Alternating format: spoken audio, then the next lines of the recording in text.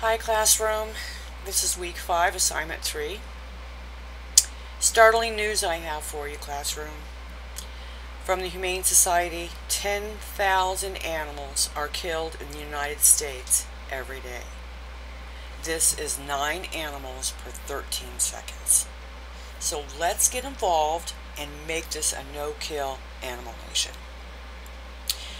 I'll give you some facts that I've researched and some information about the pros and cons of adopting from a no-kill animal shelter or other means like purebred breeders and puppy mills, and why.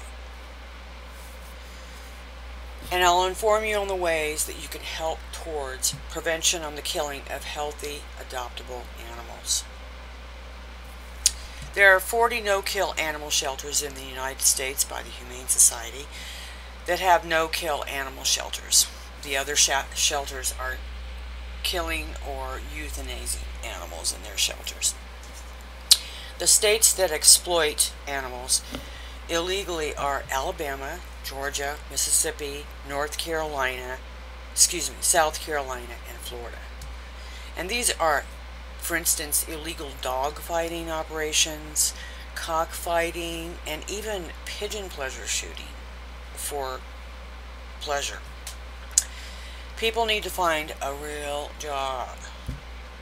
But if these operations under a law enforcement sting get busted, the operator gets a felon, and if you are a participator or you're involved in the audience, then you are charged with a misdemeanor. For an example, the Humane Society was involved in rescuing 367 dogs in 2013 from a law enforcement sting orchestrated from 3 states, Alabama, Georgia, and South Carolina, on dog fighting. 60% of dogs and cats in the United States come from illegal solicitation that I've just mentioned in these animal shelters. The other 40% come from circumstances such as abuse, neglect, and life downfalls. Examples: divorce, foreclosure, financial, owner deaths, hoarders, and domestic violence situations where animals are involved. And because of the abuse and the solicitation that's going on in the United States, there's a discrimination that we have in society with pit bulls and terriers and boxers.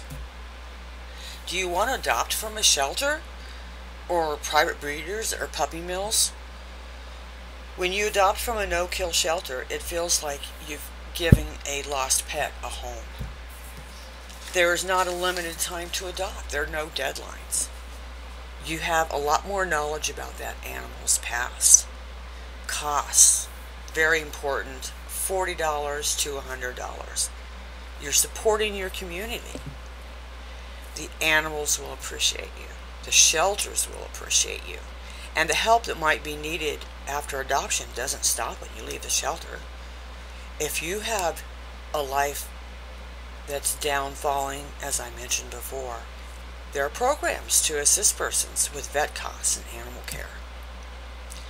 Using a breeder or puppy mills, have you done your homework?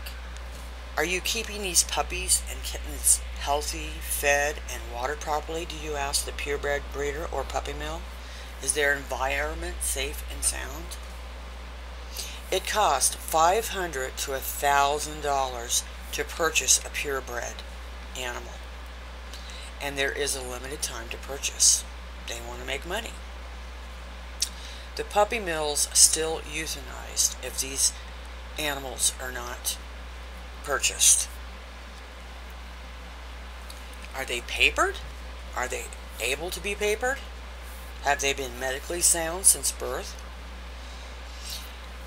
We claim ourselves to be a humane society. We are civil.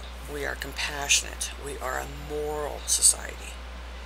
Nevada is a no-kill state for animals. I live here and I'm very proud of that.